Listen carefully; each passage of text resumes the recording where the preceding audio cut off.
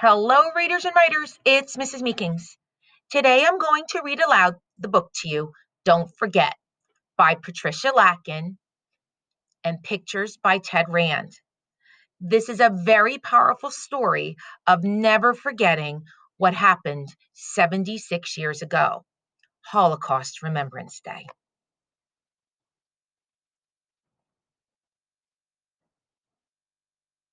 Title page.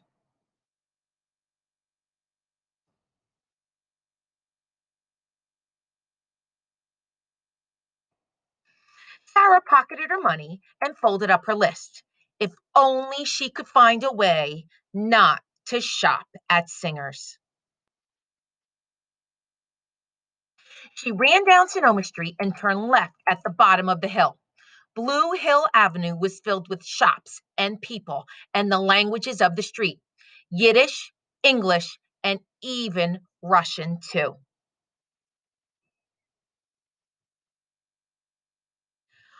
What's the hurry? Lazar, the greengrocer, said as he tipped his cap. I've got lots to buy, said Sarah. I need an orange, please. She showed him her list and the recipe. I have a secret. I'm making a cake for Mama.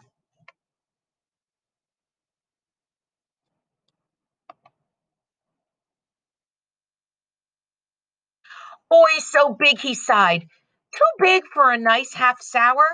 Half sour is a pickle. Never, Sarah answered. He pulled a pickle from a barrel and put an orange in a bag. Now, I'll tell you my secret for perfect sponge cake, he said. Never peek in the oven until it's done. My mama taught me that. Never peek, said Sarah. Don't forget, said Lazar. Sarah ate her pickle as she walked along the street. She stopped when she caught the smell of baking bread.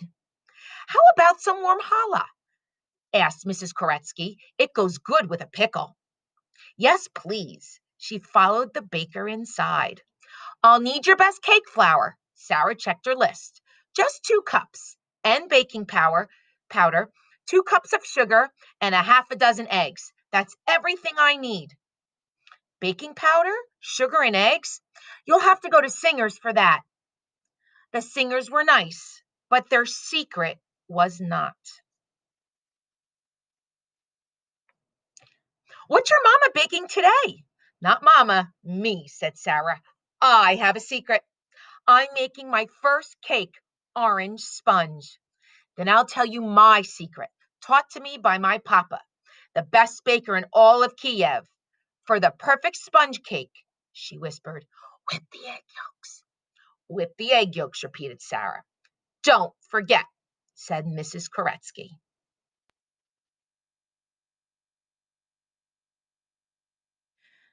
Singer's store was down the street.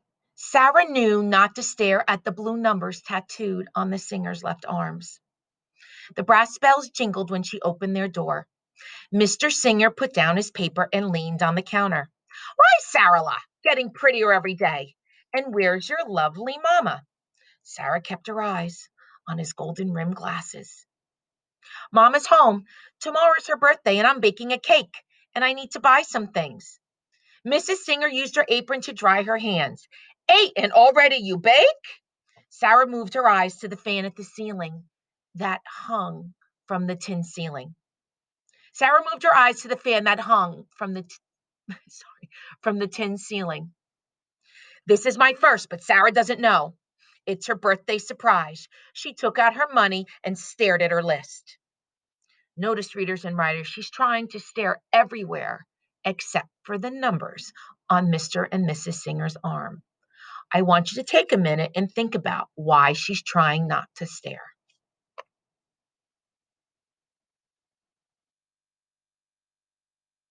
Herschel, are you listening? Asked Mrs. Singer.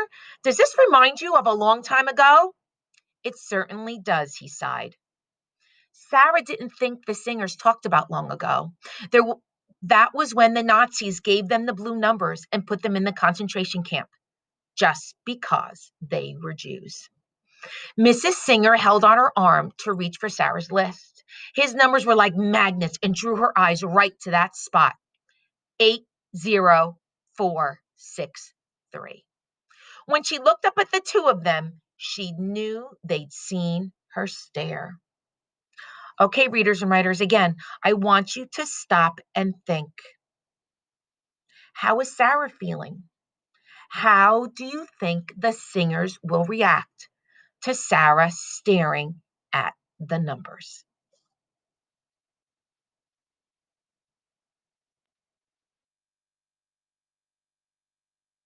Come. Mrs. Singer took Sarah by the hand. She led her to the kitchen in the back. I'm sorry, said Sarah. Why? What have you done? The numbers, said Sarah. I tried not to stare. Ah, the numbers. Mrs. Singer held out her arm. The numbers. I know how you got them and that they are your secret. The numbers should never be a secret, my little Sarala. If no one knows about bad things, they can happen all over again. Don't forget. She gave Sarah a hug. But you have a happy secret. You're making your mother's birthday cake, and I have a present for you. She reached up into the cabinet and brought down an old cake pan. Thank you, said Sarah.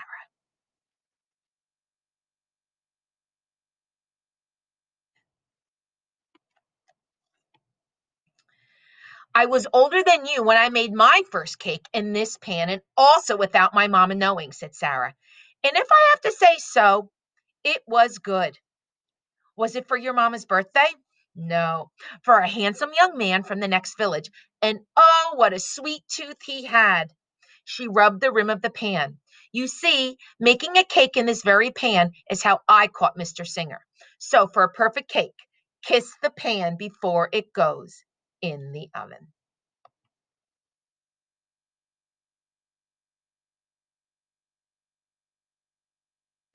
Kiss the pan, repeated Sarah. Don't forget, said Mrs. Singer. Sarah took the pan and headed for the door. I forgot, Sarah called. So soon? The stove, said Sarah. I can't light it by myself. And if I ask Mama, she'll know the secret. Make your cake here, Sarah. You have everything you need. But first, call your Mama. Tell her you're with us.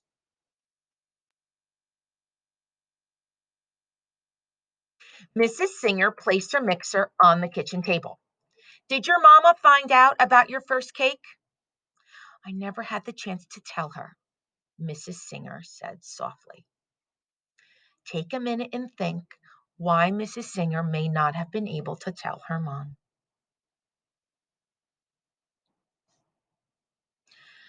Sarah whipped the egg yolks, added the sugar, orange juice, water, and flour. She beat the egg whites and folded them into the batter. Then she kissed the pan before it went into the oven, and she didn't peek, not even once. Sarah remembered all of the things the people told her when she makes her cake. Sarah shared her challah and they talked till the timer rang. Perfect, said Mrs. Singer after she tested the cake. She packed it in a box and walked Sarah to the door. The brass bells jingled as Mrs. Singer said, Be sure to tell your mama you made this cake by yourself. By myself, smiled Sarah. Don't forget, said Mrs. Singer. I won't, said Sarah. I know I won't forget. And I think on this day, Sarah will never forget how to make a cake, and she'll never forget what happened all those years ago. And this is the recipe. Perhaps your teacher can print it out and you can make it at home. Thank you, readers and writers, for listening to my story. And I hope that today all of you take the time to remember and never forget.